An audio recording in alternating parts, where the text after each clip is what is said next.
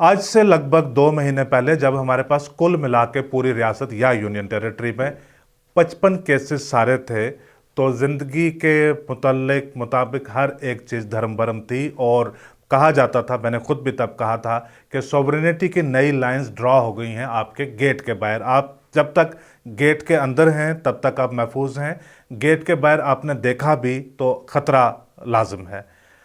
आज लगभग 55 से 60 केसेस पर डे रिपोर्ट हो रहे हैं और ज़िंदगी बहुत तेज़ी के साथ मामूल की तरफ जा रही है। क्या कोरोना कमज़ोर पड़ गया है या हम बहुत ज़्यादा कंप्लेसेंट हो गए हैं? क्या सरकारें मज़ीद कंट्रोल करके रखें या हम खुद ही एहतियात कर लें कि ज़िंदगी को महफूज कैसे रखा जाए? अब 25 तारीख को यानी सोमवार को ईद के दिन के साथ कोइंसाइड करके जहाज़ों की आमदोरफ्त भी जम्मू कश्मीर में शुरू हो रही है। इन्हीं सारी बातों के मुतालिक इनके इर्द गिर्द आज मैं बात करूंगा। मेरा नाम ज़फ़र चौधरी है। जम्मू कश्मीर में मुल्क भर से, क्योंकि मुल्क में फरवरी के आखिर में ट्रंप साहब आए, उसके बाद जब फारग हो रहे थे तो मार्च में बातचीत होनी शुरू हो गई कि कोविड-19 के केसेस आ रहे हैं। अभी कोविड-19 को शायद इस तरह से नया नॉमेनक्लेचर भी नहीं मिला था, कोरोना वायरस ही बोल रहे थे, तो एहतियात वगैरह बरतनी शुरू कर दी। लेकिन जम्मू कश्मीर में बहुत ज़्यादा एहतियात, बहुत ज़्यादा जो मेजर्स हैं, कम्बैट मैकेनिज़्म है, वो मार्च के शुरुआत में ही लेने शुरू कर दिए थे, जबकि अभी पहला केस पाया भी नहीं गया था। लगभग 8 मार्च को पहला केस पॉजिटिव यहाँ पे पाया गया। उसके बाद मज़ीद इक़दामात लिए गए और by the middle of March ज़िंदगी के बहुत सारे पहलुओं को काफ़ी हद तक सस्पेंड कर दिया गया था। लेटर हाफ ऑफ द मार्च में तो कंप्लीट एक लॉकडाउन की सिचुएशन है वो शुरू कर दी गई थी। मेरे ख्याल से ये कुछ इंपॉर्टेंट मेजर्स रहे थे जम्मू कश्मीर के, जिसकी वजह से इफ़ेक्टिव कंट्रोल पाया गया, बावजूद इसके कि लोगों की आमदोरफ्त बहुत ज़्यादा थी। अब जब लॉकडाउन बहुत ज़्यादा इंश्योर किया गया तब हज़ारों नहीं बल्कि लाखों की तादाद में लोग फंस गए मुख्तलिफ जगहों के ऊपर। They got stuck down. जब हर 15 दिन के बाद जब रिव्यू करते हैं, होम मिनिस्ट्री की तरफ से नई गाइडलाइंस आती हैं, उनके मुताबिक जब ट्रैवल ट्रांसपोर्ट वगैरह शुरू किया, जो नज़दीक की रियासतों में थे जैसे हिमाचल प्रदेश, पंजाब वगैरह में थे, वो लखनपुर तक आ जाते थे, वहाँ से उनको ले आते थे। बाद में ट्रेन्स वगैरह, बसेस वगैरह स्टार्ट की और आज की तारीख तक हमारे पास लगभग 90,000 के करीब लोग मुख्तलिफ रियासतों से जहाज़ के ज़रिए, ट्रेन के ज़रिए और बसेस के ज़रिए लाए गए हैं। जहाज़ के ज़रिए वो लोग आए हैं जो अभी तक बांग्लादेश वगैरह में थे। दुबई से भी एक फ़्लाइट आई है। अभी भी एग्जैक्ट तादाद क्या है उसका कुछ क्या कहा जाना बहुत मुश्किल है, क्योंकि दुनिया के ऐसे ऐसे ममालिक जहाँ का पता भी, अंदाज़ा भी नहीं था कि जम्मू कश्मीर के लोग वहाँ तक भी जा रहे होंगे, काम कर रहे होंगे या पढ़ाई कर रहे होंगे, वहाँ से भी मैसेजेस आ रहे हैं कि हमें इवैक्यूएट कीजिए, और उनका आना अभी बाकी है। अब फ़्लाइट्स को रिज्यूम किया है, मुल्क भर में फ़्लाइट्स को 25 तारीख से रिज्यूम किया गया है। श्रीनगर में और जम्मू में भी जहाज़ों की आमद भी शुरू हो जाएगी और जहाज़ अपनी परवाज़ भी भरने शुरू कर देंगे। जो प्रोटोकॉल होता है कि जहाज़ में आपका ट्रैवल किस किस्म का रहेगा, कितनी फ़्लाइट्स आएंगी, कितनी फ़्लाइट्स जाएंगी, इसकी एक नेशन वाइड स्पेसिफिक गाइडलाइन हर स्टेट के लिए या हर एयरपोर्ट के लिए नहीं है। कुछ जो पैरामीटर्स होते हैं, कुछ प्रोटोकॉल्स होते हैं, कुछ गाइडलाइंस होती हैं, वो नेशन वाइड यूनिफॉर्म सबके लिए रहेंगी। लेकिन बाद में नीचे आपकी स्टेट्स को या बाकी एडमिनिस्ट्रेटिव यूनिट्स को एडवाइस कर दिया जाता है कि आप अपने बुनियादी जो लोकल प्रिवेलिंग सर्कमस्टांसिस हैं उनके मुताबिक आप अपने इंतजामात कर लीजिए। जम्मू कश्मीर में 2 एयरपोर्ट्स हैं, श्रीनगर और जम्मू एयरपोर्ट। जम्मू में लगभग 18 से लेकर 22 या 24 तक फ़्लाइट्स की आमद हुआ करती है जब पीक सीज़न होता है। जब कम से कम होता है 16 से 18 तक फ़्लाइट्स होती हैं।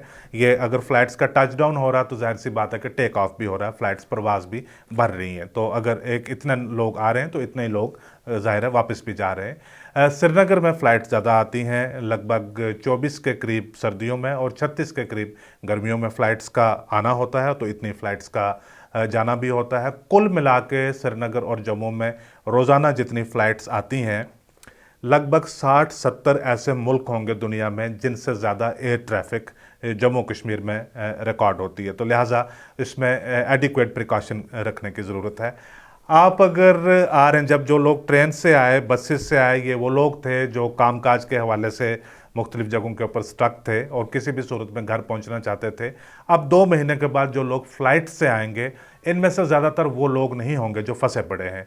इनमें से ज़्यादातर लोग उनकी होने की पॉसिबिलिटी है जो काम काज के सिलसिले में, बिजनेसेस के सिलसिले में, एम्प्लॉयमेंट के सिलसिले में, मीटिंग्स करने के लिए, सियासत के सिलसिले में या और मुख्तलिफ चीज़ों के सिलसिले में ट्रैवल करना शुरू करेंगे। यानी कोई आधे घंटे की मीटिंग के लिए आ रहा होगा, कोई 2 घंटे की मीटिंग के लिए, इंपॉर्टेंट अपने जो कॉन्टैक्ट्स हैं उनको रेस्टोर करने के लिए आ रहा होगा। यूनियन टेरिटरी एडमिनिस्ट्रेशन है, इन्होंने फैसला लिया है कि जो भी लोग बाहर से आएंगे उनको 14 दिन के लिए, 14 डेज के लिए एडमिनिस्ट्रेटिव क्वारंटीन में लिया जाएगा। यानी आप 1 घंटा 10 मिनट की परवाज़ भरकर दिल्ली से आप जम्मू आते हैं या 1 घंटा 30 मिनट की परवाज़ लेकर आप दिल्ली से श्रीनगर जाते हैं, अपॉन योर अराइवल आपको 14 दिन और ऐड कर लीजिएगा अपनी जर्नी में, जो आपको एडमिनिस्ट्रेटिव क्वारंटीन में आपको रखा जा सकता है। मुल्क भर में ये सारी जो प्रोटोकॉल है ये हमवार नहीं है। ये 5 स्टेट्स ऐसी हैं जिन्होंने इंसिस्ट किया है कि हम सब आने वाले एयर पैसेंजर्स का क्वारंटीन हम करेंगे।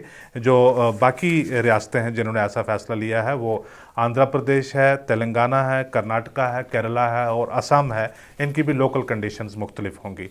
आपको एयरपोर्ट आए जाने के ऊपर आपका पहले जो बाकी फॉर्मेलिटीज़ करने के बाद आप जब डी प्लान होते हैं आपका टेस्ट लिया जाएगा कोविड-19 के लिए, और उसके बाद आपको एडमिनिस्ट्रेटिव क्वारंटीन के लिए भेजा जाएगा।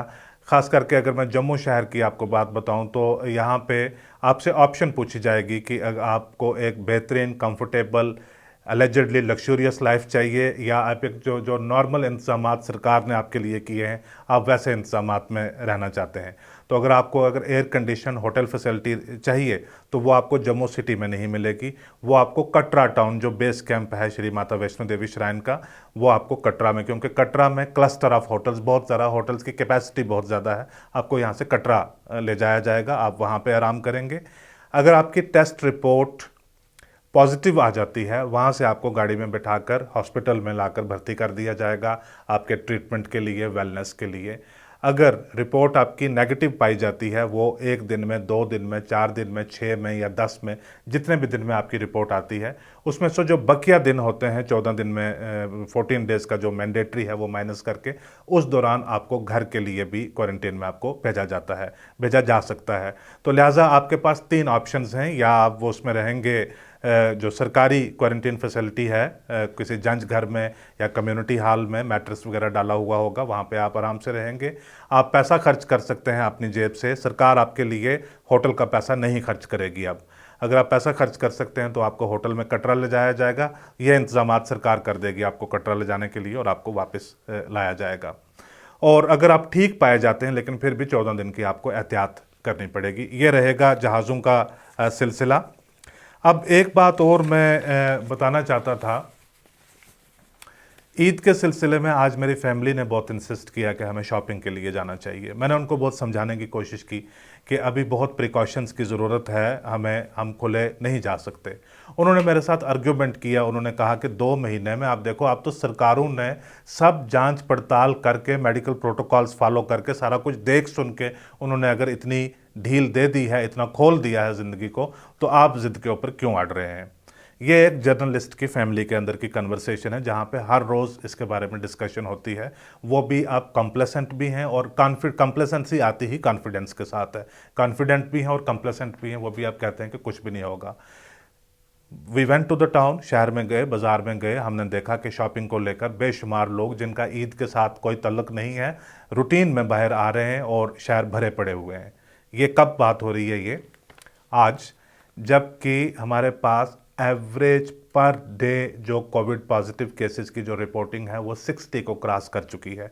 इन दिनों में औसतन रोज़ जो हमारे पास कोविड पॉजिटिव केसेस आ रहे हैं वो 60 हैं।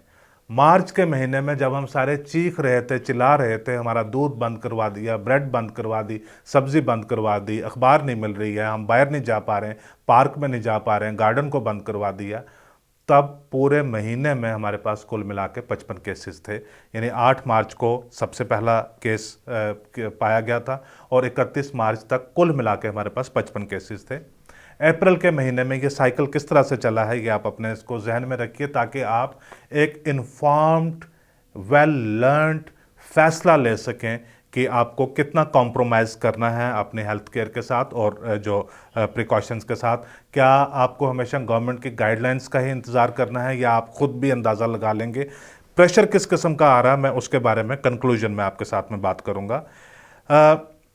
जो पहला हफ्ता है अप्रैल 1 से लेकर 8 तक, उसमें हमारे पास 81 केसेस टोटल आए और यानी औसतन जो है 11 केसेस पर डे आ रहे थे। और आखिरी हफ्ता है अप्रैल 22 से 29 तक, 174 केसेस टोटल आए और औसतन 25 केसेस पर डे रिपोर्ट हो रहे थे। मई में पहले हफ्ते में 184 यानी 27 केसेस पर डे हमारे पास रिपोर्ट होने शुरू हुए। और अभी को जो लेटेस्ट वीक चल रहा है 15 से लेकर 22 तक का, अभी तक का जो हफ्ता चल रहा है, हमारे पास लगभग 68 cases on A daily average हम रिपोर्ट कर रहे हैं। आप सिर्फ याद कीजिएगा वो मार्च का महीना जब प्राइम मिनिस्टर साहब 2 बार आए थे, उन्होंने क्या क्या बातें आपको कही थी और जो एडवाइजरीज प्रिकॉशंस आपके सामने क्या क्या आ रहे थे और किस तरह से आप बैठ रहे थे एहतियात के साथ, आप याद कीजिएगा। तब औसतन हमारे पास रोज़ के लगभग 2 से 3 केसेस ही आते थे। मैं सिर्फ जम्मू कश्मीर स्पेसिफिक बात कर रहा हूँ। और आज औसतन हमारे पास यानी आने डेली एवरेज हमारे पास 68 केसेस आ रहे हैं। एक सबसे बड़ी वजह जो है हमें ड्राइव कर रही है, हमें धकेल रही है दफ्तरों की तरफ, मार्केट की तरफ, स्कूल की तरफ, हर तरफ की, हर जो भी सिमत ज़िंदगी की है उसकी तरफ जो हमें एक चीज़ धकेल रही है वो है इकानमी का साइकिल। और ये बातें कहाँ से ट्रिगर होती हैं, कहाँ से ये एक साइकिल ट्रिगर होता है, उसका अंदाज़ा नहीं लग सकता। कि लोग कहते हैं कि अगर हम घर में बैठे रहेंगे तो हमारी इकॉनमी पूरी तरह से डिस्ट्रॉय हो जाएगी, मर जाएंगे तो इकॉनमी चलती रहेगी, तो उसको कौन उसका फ़ायदा हासिल करेगा। जो बड़े बड़े बिज़नेस कम्युनिटी के जो लीडर्स हैं मुल्क में, 2 लोगों की स्टेटमेंट्स मुझे बहुत अच्छी लगी। एक अली बाबा कंपनी है, आप अमेज़ॉन की तो शॉपिंग आप सब लोग करते हैं, अगर आप खुद ना करते होंगे तो घर में बेगम साहिबा से पूछिए कि वो कितना स्क्रॉल करके देखती रहती हैं कि क्या क्या नए प्रोडक्ट्स आए हैं। अमेज़ॉन बहुत सारी चीज़ें हैं, लाखों रुपए तक की चीज़ें आपके घर में डिलीवर करते हैं, लेकिन जो अली बाबा है वो कई अमेज़ॉन को मिला के बनता है। वो तो हैवी मशीनरीज तक, इक्विपमेंट्स तक जो हैं वो आपके फैक्ट्रियों तक आकर डिलीवर करते हैं। और दूसरे हमारे मुल्क के बहुत बड़े उद्योगपति हैं टाटा साहब। इन दोनों ने एक बात कही थी जो हमेशा मेरे जहन में रहती थी। ये कहते थे 2020 का जो साल है ये किसी तरीके से ज़िंदा रहने का साल है, और जो जमा और तफरीक है ज़िंदगी की वो 2021 में या 22 में या आने वाले महीनों में की जा सकती है। वो ये कहते थे कि अगर एहतियात बरत के आप घरों में रहकर इस बार अगर आप ज़िंदा रह लेते हो तो आपका जो उद्योग है, आपका बिज़नेस है, आपकी इकानमी है, आपका जो भी इकानमी का साइकिल है, उसमें ये आपकी बहुत बड़ी इन्वेस्टमेंट है। आप ईद को मद्देनज़र रखते हुए शॉपिंग करने के लिए निकल पड़ेंगे, आगे कोई और त्यौहार आएगा, आप उसके लिए शॉपिंग के लिए निकल पड़ेंगे कि इकानमी को जो है वो उसमें वाइब्रेंसी में लाना है, तो शायद बहुत ज़्यादा मुश्किल भी बन सकती। मुझे इस चीज़ का अंदाज़ा है कि इकानमी को चलाए रखना बहुत ज़रूरी है, लेकिन ये बात हमेशा याद रखनी भी ज़रूरी है कि ज़िंदगी नॉर्मल नहीं है। और जो हेल्थ केयर एक्सपर्ट्स हैं दुनिया के भी और हमारे मुल्क के भी, वो बार बार ये चीज़ कह रहे हैं कि हमें लर्न करना पड़ेगा कि हम कोविड के साथ कैसे जी सकते हैं। तो लिहाजा आप जानबूझकर सारी चीज़ों को देखकर अपनी ज़िंदगी को मामूल की तरफ फ़िलहाल आप ना धकेलें। जितनी भी एहतियातें हो सकती हैं वो बरतिए। आप सेहतमंद रहें, आपकी लंबी ज़िंदगी रहे, इसी कामना के साथ, इसी उम्मीद के साथ, इसी जज्बे के साथ मैं अपनी तरफ से और अपनी ऑर्गेनाइजेशन की तरफ से तमाम कुलीग्स जो कैमरे के उस तरफ भी बैठे हैं उनकी तरफ से भी आपको मैं ईद की बेहद मुबारकबाद देना चाहता हूँ। आज का एपिसोड देखने के लिए शुक्रिया।